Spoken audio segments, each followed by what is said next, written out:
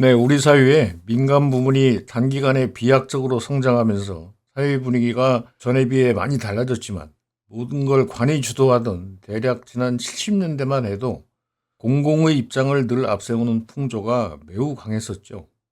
지금도 공익이 물론 중요하지만 이 한 목숨 조국에 바쳐와 같은 희생과 헌신을 강조하는 표어 슬로건이 그 당시에 아주 많았습니다.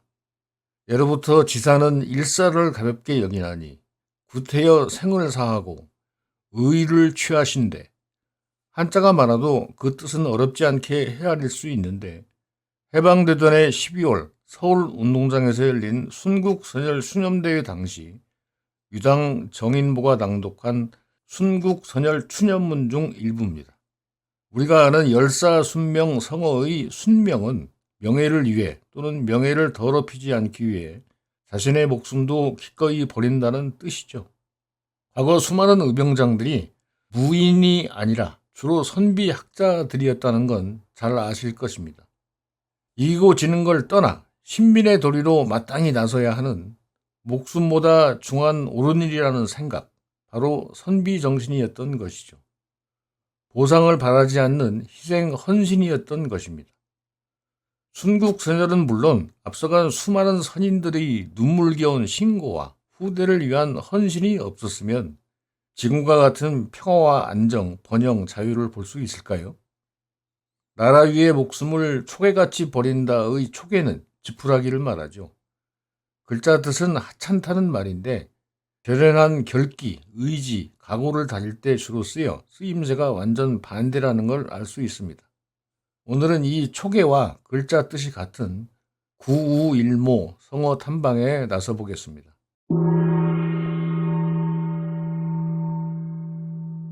구우일모는 9마리 소 가운데 그 털 하나라는 뜻으로 중국 역사 최대의 사서 사기를 집필한 한무제 때 사관 사마천이 친구 이만에게 보낸 편지에 나오는데 그 극적인 사연을 오늘 자세히 알아보고자 합니다. 집안 대대로 사관이었던 사마천은 당대의 석학 동중서 공안국에게서 수학한 후 하급 관리로 조정에 들어가 황제가 지방 순시를 나갈 때마다 수행했을 정도로 무제의 신임이 두터웠고 무제의 명을 받고 중국 각지에 누차 파견을 나가 민정을 살폈다고 합니다. 그의 나이 30대 후반 부친에 이어 태사령이 됐을 무렵 그의 운명을 바꾼 그 유명한 이릉 사건이 일어납니다. 한나라는 오랜 기간 북방의 흉노와 심각하게 대립해 왔는데 우제는 출전을 자청한 장군 이릉에게 정예병 5천을 붙여 흉노의 배후를 치라는 특명을 내리죠. 이릉군은 초반에는 승승장구했으나 10만의 대군에 밀려 처절하게 싸우다 중과 부족으로 이릉이 포로로 잡히는 일이 일어납니다.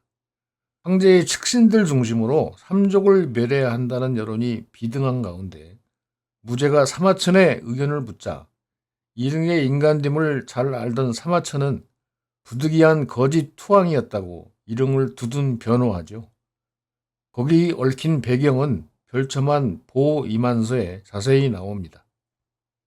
결국은 황제의 영리를 건드린 꼴이 돼 사마천은 궁지에 몰리고 끝내 사형 언도를 받는데 속전이라는 말이 있죠.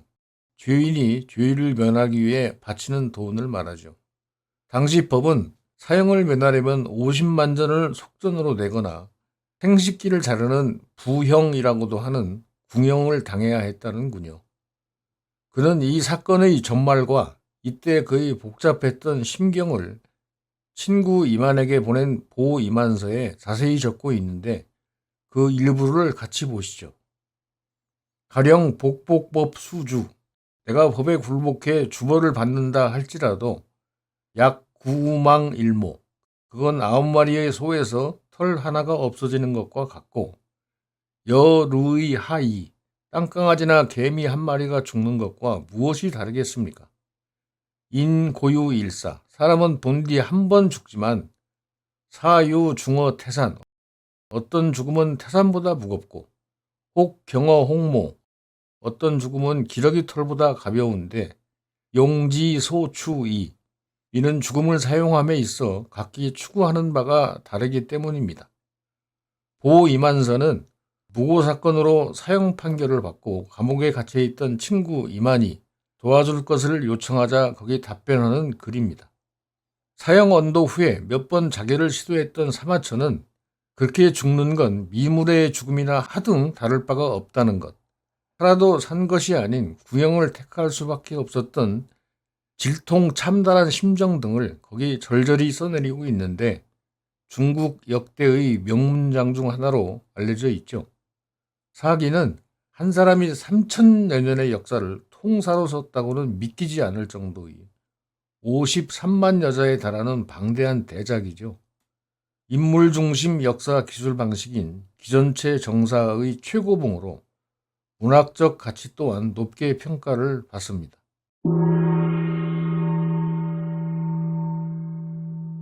사마천은 자신이 사관 가무인에 대한 자부심이 대단했다고 합니다. 하나뿐인 목숨을 그렇게 하찮게는 쓰지 않겠다는 뜻의 부일모를 인용한 것인데 사기는 섬뜩할 정도로 치열하게 살다간 그의 필생의 역작이었던 셈입니다. 요즘 사마천이 살던 시대와는 크게 다른데 이 시대 개인의 삶의 가치는 어떻게 평가되고 또 존중되는 것이 맞는 것일까요?